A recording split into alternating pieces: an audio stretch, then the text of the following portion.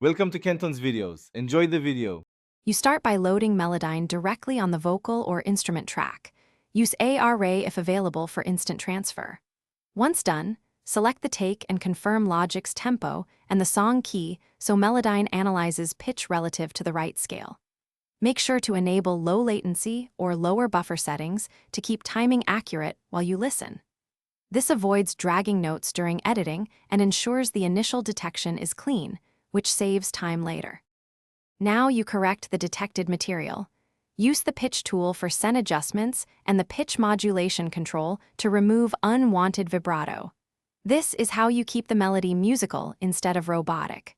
Once comfortable, switch to the timing tool to nudge note positions or compress breaths, making phrases sit with the groove. Also tweak note separation and the formant slider when needed to avoid chipmunk artifacts. This preserves character while fixing tuning. Finish by auditioning the full arrangement and choosing global VS manual fixes. The correct pitch macro is great for quick fixes, while manual note edits give nuance. Once satisfied, bounce in place or render tracks to commit Melodyne edits into Logic so plugins won't bypass them later. If you notice phase or formant artifacts, back off the correction amount on problematic notes and try slight formant adjustments. One key troubleshooting tip. If timing glitches appear, retransfer with A.